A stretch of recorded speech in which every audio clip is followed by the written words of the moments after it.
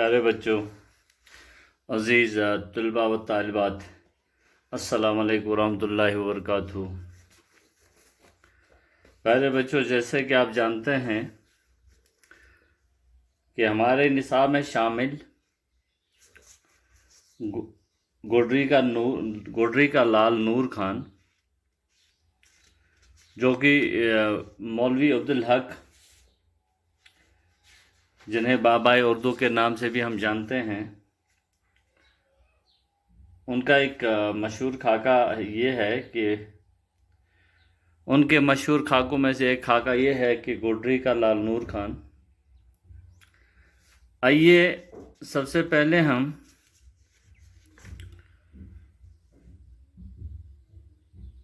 مولوی عبدالحق، ان کے حالات زندگی کے بارے میں جاننے کی کوشش کریں گے۔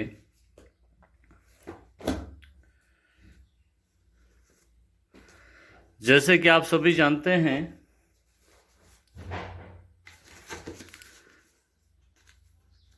کہ بابائی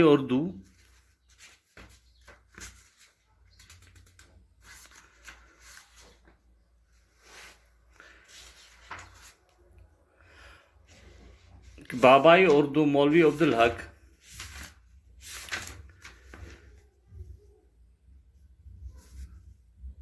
ہاپڑ ضلع میرٹھ میں 1870 عیسوی میں پیدا ہوئے۔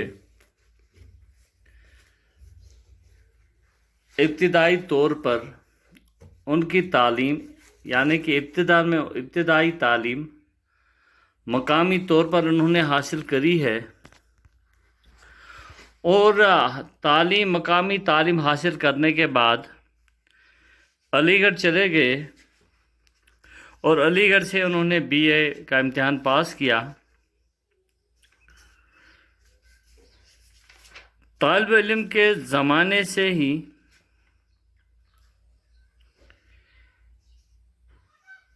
ان کو سر سید حالی، مولانا الطاف حسین حالی،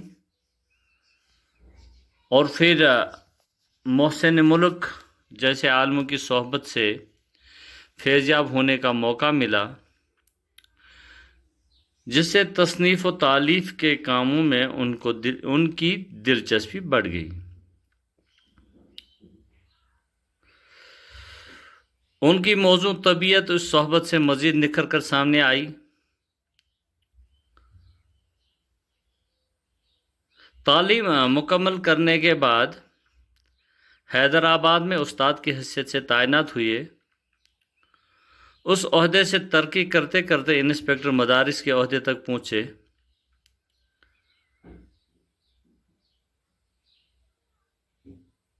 اور اسی زمانے میں انجمن ترقی اردو کے سیکریٹری بھی یہ منتخب ہوئے۔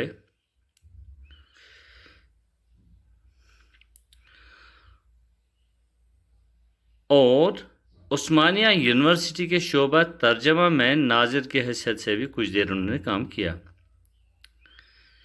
اس کے بعد اورنگ آباد کالج کے پرنسپل ہوئے،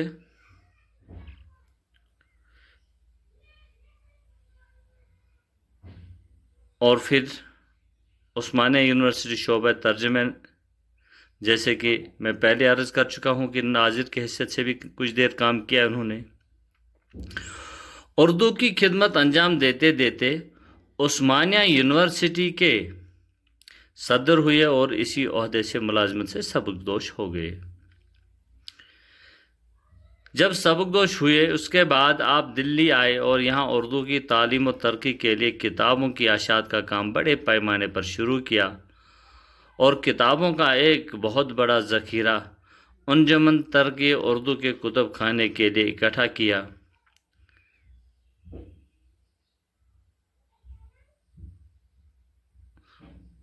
1947 عیسوی کے فساد کے بعد یہ سارا بیش قیمتی ذخیرہ فسادات کے نظر ہو گیا، اور مولوی عبدالحق نا امید ہو کر پاکستان چلے گئے، اور وہاں انجمن ترقی اردو کا کام نئے سرے سے انہوں نے شروع کیا۔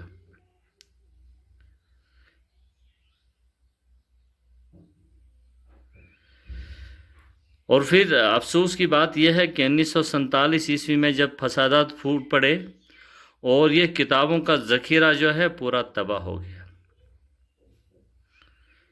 ہجرت کر کے پاکستان سے کراچی چلے گئے اور وہاں انجمن ترقی اردو کا نام نئے سرے سے شروع کیا جب، تو وہاں اردو کا ایک کالج قائم کیا اور دل و جان سے اردو کے کاموں میں مصروف ہو گئے۔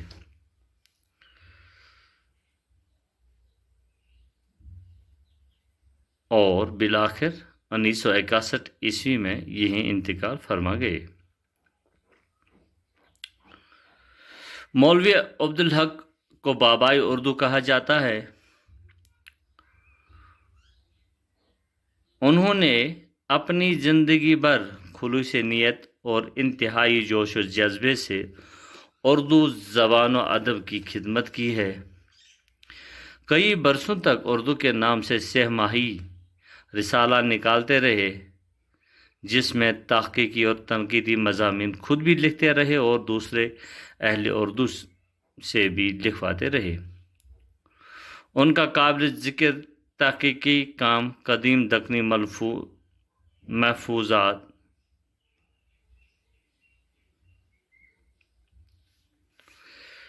ان کا قابل ذکر تحقیقی کام جو ہے وہ قدیم دکنی مخطوطات کو دریافت کرنا، ان کی تصحیح کر کے انہیں باقاعدہ حواشی کے ساتھ شائع کرنا، ان کے تحریر کردہ دیباچے، پیش لفظ اور تقاریض 2 جلدوں میں شائع ہو چکے ہیں، جن کا نام خطبات عبدالحق ہے۔ چونکہ مولوی عبدالحق خود اپنی ذات کے اندر ایک انجمن تھے، انہوں نے اردو زبان کو اپنی جان و ایمان و آبرو بنا دیا تھا۔ انہوں نے برس ہا برس اردو کی خدمت کی۔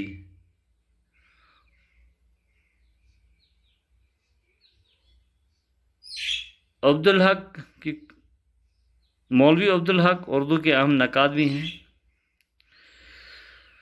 مولوی عبدالحق اردو کے اہم نقاد ہیں۔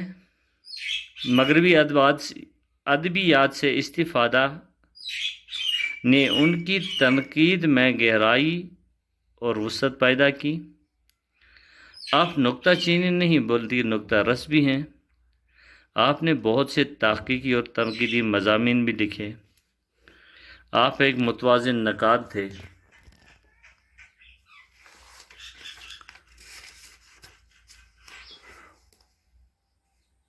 اور نثر لکھنے پر مولوی عبدالحق کو بڑا عبور تھا۔ وہ عبارت کی معمولی غلطی بھی برداشت نہیں کرتے اور نہ ہی خود ان کی عبارت میں کسی قسم کا ضعف ہے۔ ان کا اسلوب سادہ اور سلیس ہے۔ ان کی زبان پر دہلی کی ٹکسالی زبان کا اثر نمایاں ہے۔ مولوی عبدالحق ہندی کے الفاظ نہایت خوبی کے ساتھ استعمال کرتے ہیں۔ مولوی عبدالحق مختصر اور عام فہم جملے استعمال کرتے ہیں۔ آپ نے اردو قواعد پر ایک معیاری نوعیت کی کتاب لکھی۔ آپ کا ایک اور بڑا کارنامہ یہ ہے کہ انگریزی اردو لغت ہے۔ چنانچہ مولوی عبدالحق نے اردو کو بہت کچھ دیا اور ان کی زندگی اس چمن کی آبیاری کرنے میں وقف انہوں نے کی ہے۔ مختصراً یہ ہے کہ عبدالحق اردو کے بڑے ہمدرد عالم اور محقق تھے۔ عزیز طلباء و طالبات، مختصراً سا تعارف، انشاءاللہ کل ہم ان کا خاکہ گڈری کا لال نور خان اور پھر اس پہ بات کرنے کی ہم کوشش کریں گے۔ تو کل تک کے لیے میں آپ سے اجازت چاہتا ہوں۔ اللہ حافظ۔